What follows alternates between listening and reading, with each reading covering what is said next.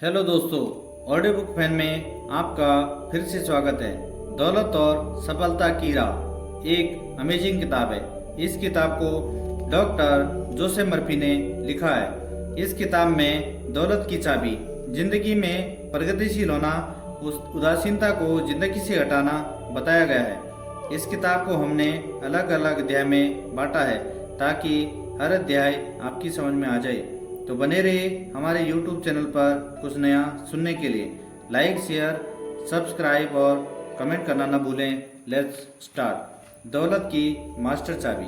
अगर मैं यूं कहूं कि दौलत की मास्टर चाबी क्या है तो यह सोचने को मजबूर कर देगा आखिर वह चाबी क्या है जिसे पाने के लिए हर कोई अमीर बन जाता है। यानी कि दौलत से दोस्ती करना ही इसकी मुख्य चाबी है। अगर हमारे शरीर में खुलकर रक्त प्रवाहित होता होगा तो हम स्वस्थ रहेंगे।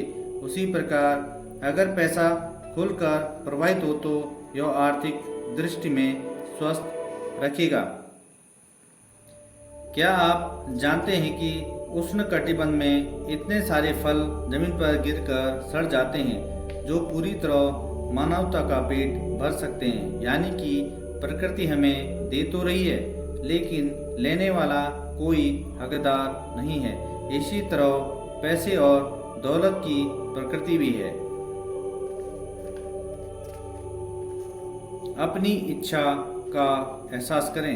इच्छा प्रगति का कारण होती है। यह हम सबके भीतर के जीवन सिद्धांत का प्रगतिशील धक्का है। इच्छा की वजह से हम उछलकर आने वाली बस के मार्ग से दूर पहुंच जाते हैं। इच्छा असीमित का प्रगतिशील धक्का है जो हमें कोई चीज बताता है जिसे हम स्वीकार करके अपने जीवन में पूर्ण और आनंदमय हो जाता है। हमारी इच्छा उतनी ही प्रबल होती है जितना हमें लाभ की अपेक्षा होती है। जहाँ कोई लाभ या फायदा या तरक्की नजर नहीं आती है वहाँ कोई इच्छा नहीं होती है।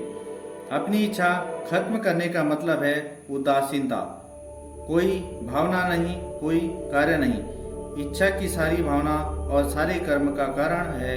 कोई भी इच्छा बुरी नहीं होती है लेकिन आप अपने भीतर उठने वाली इच्छा की गलत व्याख्या कर सकते हैं या उसे गलत दिशा दे सकते हैं। अपने अवचेतन मन की प्रोग्रामिंग करना। हमारा अवचेतन मन हमेशा दो विचारों में ज़्यादा प्रबल विचार स्वीकार कर सकता है। यानी यह बिना किसी सवाल के आपके विश्वास को स्वीकार कर लेता है, चाहे वह पूरी तरह सच हो या सरासर झूठ। आप अपने अवचेतन मन से दौलत कैसे निर्मित कर सकते हैं यह समझने के लिए यह समझना महत्वपूर्ण है कि यह तंत्र कैसे काम करता है। बचपन में हम में से कई लोगों की कंडीशन नकारात्मक तरीके से की गई है। बचपन में बहुत संवेदनशील होने के कारण हम सभी सुझाव के प्रति ग्रहणशील होते हैं और हमें इन झूठे सुझावों को सकारात्मक विचारों में बदलने के लिए कदम उठाने चाहिए। नियंत्रण और निर्णय की अद्भुत शक्ति। निर्णय लेना और चुनना किसी इंसान का सबसे मुख्य गुण है। चुनाव करने और चुनी गई चीज को शुरू करने की मानव जाति की क्षमता उजागर करती है कि ईश्वर ने हमें सृजन करने की शक्ति दी है। जब आप तार्किक शब्द का इस्तेमाल करते हैं तो आपका मतलब यह होता है कि आपका विवेक तार्किक, ठोस, वैध है। वास्तविक चीज पर आधारित होना मनुष्य का बहुत ही जरूरी या उस पर आधारित है जो अविरोधी और अनुमान योग्य है। अच्छाई सोचना आपके लिए तार्किक है क्योंकि इसमें केवल अच्छाई ही उत्पन्न हो सकती है। अनुशासित कल्पना के चमत्कार। अगर आप सफल होना चाहते हैं तो सबसे पहले तो आपको सफल व्यक्ति के रूप में अपनी कल्पना करनी चाहिए। अगर आप दौलतमंद बनना चाहते हैं तो सबसे पहले आपको दौलतमंद व्यक्ति के रूप में अपनी कल्पना करनी चाहिए। जब संसार कहता है यह असंभव है, यह नहीं किया जा सकता है, तो कल्पनाशील व्यक्ति कहता है यह किया जा चुका है। कल्पना वास्तविकता की गहराइयों को भेदकर प्रकृति के रहस्य उजागर कर सकती है। अंतिम परिणाम की कल्पना की शक्ति के जरिए आप किसी भी परिस्थिति या स्थिति पर नियंत्रण रख सकते हैं। यदि आप किसी कामना, इच्छा, विचार या योजना को साकार करने की आकांक्षा रखते हैं तो अपने मन में इसकी पूर्णता की मानसिक तस्वीर बना लें। अपनी इच्छा की वास्तविकता की लगातार कल्पना करें। कोई मुफ्त लंच नहीं है। हम सोचते हैं कि 2 के साथ 1 फ्री या 3 खरीदो तो 1 फ्री। सारा शुल्क इसी में ही जुड़ा होता है। मतलब कोई भी चीज मुफ्त में नहीं मिलती।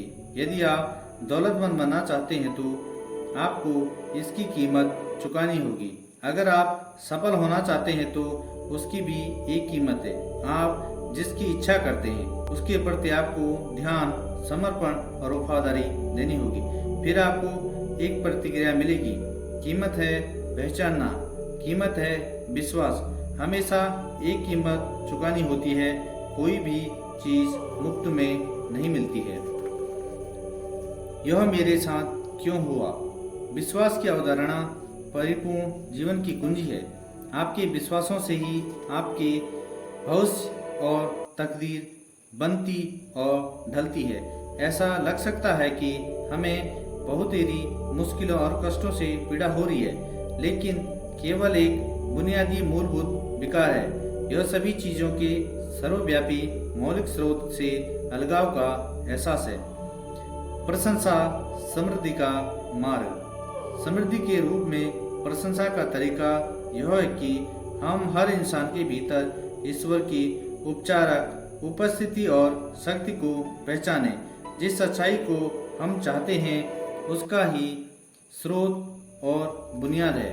हमारे विचार और भावनाएं काफी हद तक हमारे भाग्य को नियंत्रण करती है। फिर हम मुक्त हो जाते हैं और अतीत के कैदी नहीं रह जाते हैं और वहां से हमारी समृद्धि शुरू हो जाती है। आपके विश्वास आपको अमीर या गरीब क्यों बनाते हैं? समृद्धि और गरीबी हमारे समझ के अनुसार आती है।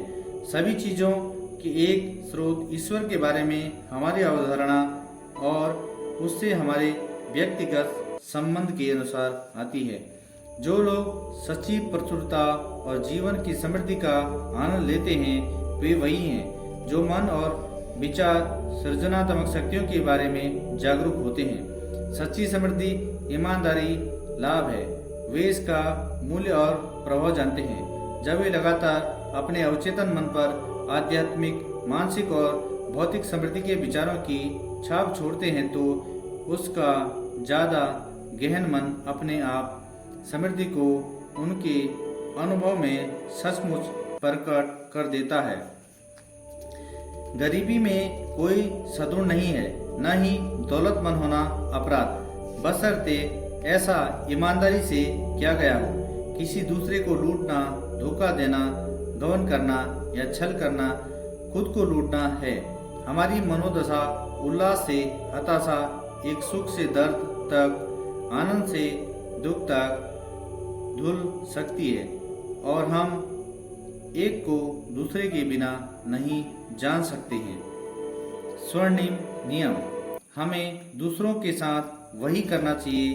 दूसरों के प्रति विश्वास, आराधना और उपलब्धि और संग्रह की उन्हीं स्वतंत्रताओं की कामना करनी चाहिए जो हम अपने लिए करते हैं। जब हम इस सिद्धांत को अपने जीवन में उतार देते हैं तो हमारा दैनिक जीवन में एक प्रगतिशील प्रभाव और ऊर्जा बन जाता है।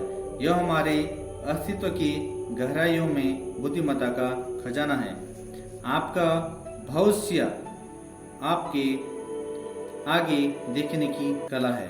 बुनियादी तौर पर 2 तरीके हैं जिनमें हम आने वाले कल यानी कि भविष्य के बारे में विचार कर सकते हैं। डर से या असीमित और शाश्वत सिद्धांतों में विश्वास के साथ जो कभी नहीं बदलते हैं। भविष्य के हमारे व्यक्तिगत दृष्टिकोण या अनुभूतियाँ, डर और विश्वास के बीच का फर्क है। अपनी अद्भुत योग्यताओं, अंदरूनी गुणों, उदात्त गुणों और उदात्त आदर्शों में विश्वास, जो हम में प्रत्येक के भीतर होता है और सभी बाकियों के भीतर भी होता है। जब हम यह समझ लेते हैं और स्वीकार कर लेते हैं कि हमारे भाग्य, तकदीर और हमारे सौभाग्य, हमारे भविष्य का नियंत्रण ही हमारे भीतर है।